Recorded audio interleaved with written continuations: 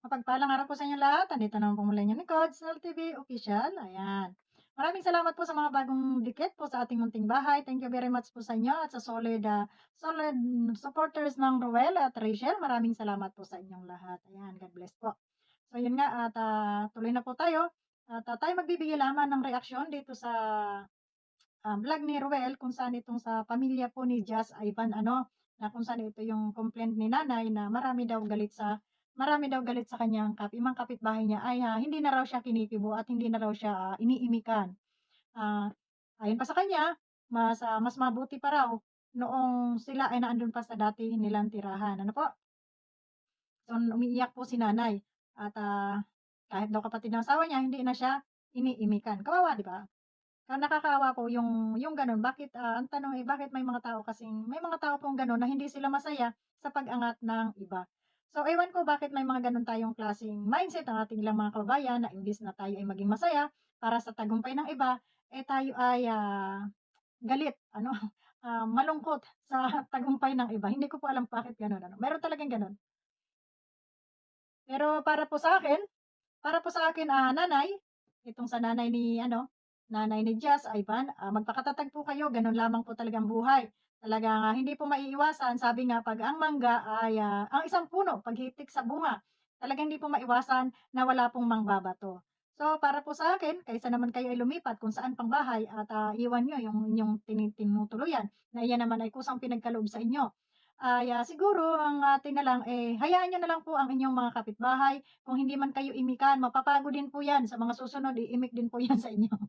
'No, at saka huwag niyo na lang pong katulan, gano'n lang siguro, nagseselos lang siguro sila, 'no, na bakit kayo ay meron tapos sila ay wala, gano'n talaga. Pero sabi nga, eh, hindi naman lahat ay mabibigyan na maaabutan ng suwerte, 'no?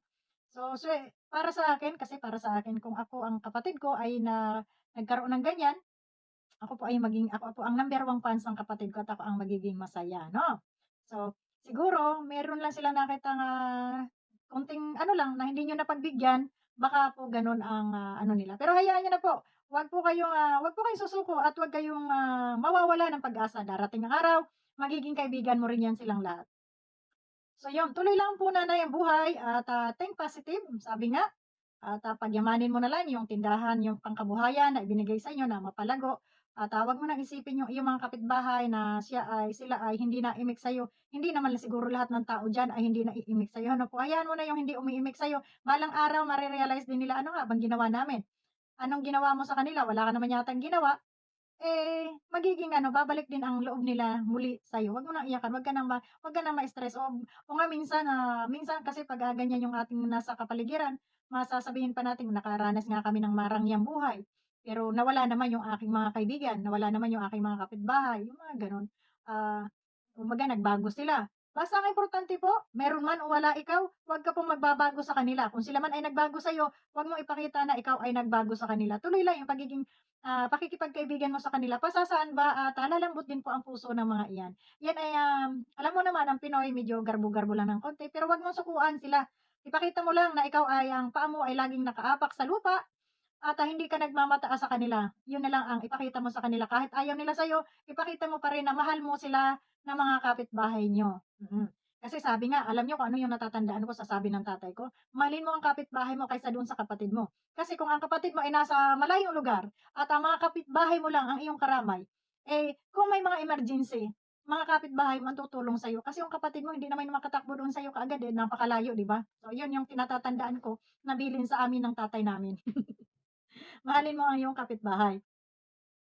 At, may kasabihan, mahalin mo yung iyong kaaway pero depende sa kaaway, So, yun po nanay, wag po kayong maanuhan ng pag-asa at yung mga kapitbahay mo ay babalik din lang sa'yo. So, yung pakinggan po natin yung hinaing ni nanay, nakakaawa naman po si nanay. Wag na po kayong umiyak at saka, yun po, Hindi ko pa alam. pakinggan po natin. Kailan pa nagsimula na nakalipat kayo dito? Yung nagkaroon na po kami ng ganyan. Nagkaroon ka ng tindahan. Ngayon yung magkapatid po ng asawa ko. Hindi din naimik sa inyo. Hindi din. Marami. So, ngayon po medyo malungkot yung pagtira niyo dito sa bagong bahay. Sabi ko, naisip ko nga po, buti pa po Yung dati? yung dati namin kasi mga ano siya nakawas ko po, pero Mm. yung po, hindi na po. So, wala din po kayong nalaman po na dahilan po bakit ganun. Wala po. Sabi po ng iba, inggit daw. Sabi ng po, ibang tao. parang ayaw nilang maging ganito kami. Mhm. Parang ganun nilang lagi kami, parang down lang lagi. Grabe. Kasi ito naman po ate, hindi nyo naman po hinangad ito ate, di ba? Hindi nyo naman po hiniling sa amin kung sa po itong dumarating sa inyo. Kaya siguro po ate, ano na lang, hayaan nyo na lang po, no?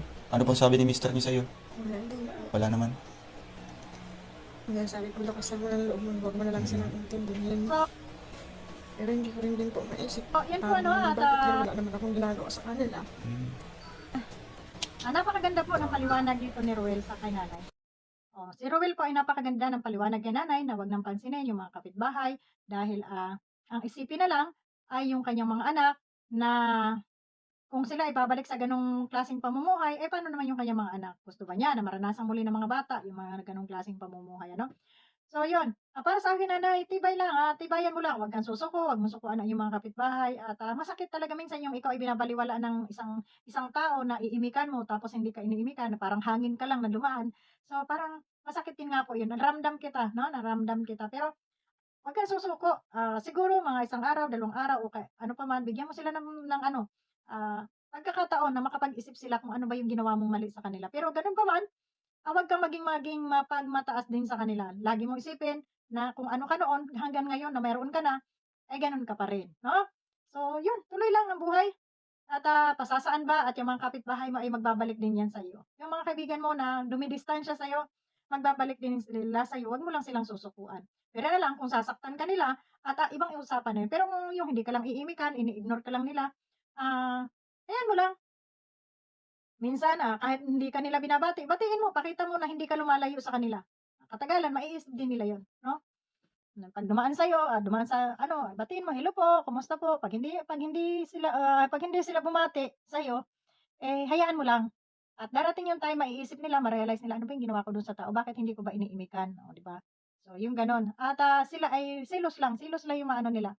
Do'n naman po sa mga kapitbahay, kung ako'y po'y mapapanood ninyo, maging masaya po sana kayo kung ano yung natanggap ng kapwa ninyo o ng kapitbahay ninyo. Sana nga maging matuwa kayo dahil instead na kayo pa ang tutulong, ay may iba ng tumulong at may iba ng gumawa noon na, dapat ay gagawin niyo, 'no? So, yun, gusto niyo ba yung kapitbahay niyo habang buhay nila naghihirap? Gusto niyo ba na kayo kumakain tapos sila walang kinakain? Ah, Maganda ba 'yun sa paningin ninyo o maganda ba 'yun sa pakiramdam niyo bilang isang kapitbahay? Bilang isang kapitbahay, parang napakahirap naman na ikaw ay naghapunan tapos at nakikita mo yung mga kapitbahay mo walang kinakain, kailangan bang sila ay kutyain mo? 'Yan, sobrang hirap ng buhay nila kasi ayan, walang malaman. Kailangan bang gano'n ang ating isipin bilang isang Pilipino, bilang isang kapitbahay? Ang alam ko kasi sa Pilipino nagtutulungan at, kumbaga, tayo ay kilala sa ibang bansa na tayo ay matulunging mga Pilipino. Kaya kung ano yung wala ng ating kapitbahay at puwede naman tayong magbigay at meron naman tayo, magbigay po tayo, 'no? Magbigay po tayo. Masarap po sa pakiramdam yung nakakatulong tayo sa ating kapwa, 'no? Lalong-lalo na at alam natin ang ating kapitbahay ay mas, kumbaga maralita sa atin at, tayo yung ano, 'di kung umangat man yung buhay nila at sila naman yung magkaroon, siguro naman 'pag ika'y humiling ng kahit ₱1 asin diyan, ay baka naman hindi ka pahihindian, 'di ba? So, yung mga gano'n. Magmahalan po tayo mga kapitbahay dahil, pagdating po ng kagipitan, tayo-tayo po yung nagtutulungan. Ano, tingnan niyo 'pag may mga sunog-sunog diyan, simbak ko lang, sino nagtutulungan, 'di ba, mga kapitbahay? 'Pag may mga sakuna o kalamidad, mga kapitbahay po ang nagkakais at nagdadamayan. Kaya 'wag po tayong maging mapagmataas sa ating kapwa na lalo na at ito ay narito lamang sa ating palibot, 'no? So, sana ay, ma-realize din ng iyong mga kapitbahay, nanay, na hindi ka nagbago sa kanila. Pakita mo lang na hindi ka nagbago sa kanila at, lagi lang nakaapak yung paa mo sa lupa. Ibig kong sabihin, be humble lang lagi 'no, hindi ka 'wag kang makitaan ng pagmamataas para hindi ka nila kainisan, ayun. At saka ayun, dasal-dasal lang. Pray lang, ipag-pray mo lang sila na sana po isang araw, paggising nila, mabait na sila sa akin, kaibigan ko na po muli sila at, gano'n hipuin mo po Panginoon ang kanilang mga isipan na nawa ay, maunawaan nila ako at, mahalin nila ako bilang isang kapitbahay. At gano'n ka rin sa kanila, pakita mo rin yung iyong pagmamahal para sa iyong mga kapitbahay, oh, 'di ba? So, para masaya ang lahat. Okey lang 'yun, huwag ka nang umiyak at, nakakahabag ng puso. Andiyan si Ruel at, gagabay sa inyo. So, 'yun lang, salamat ng marami kay Ruel at binabalikan pa rin niya yung kanyang mga natulungan ano at napabahayan ano. Maraming salamat sa Team Ruel. Thank you very much and God bless sa inyong lahat. Babu.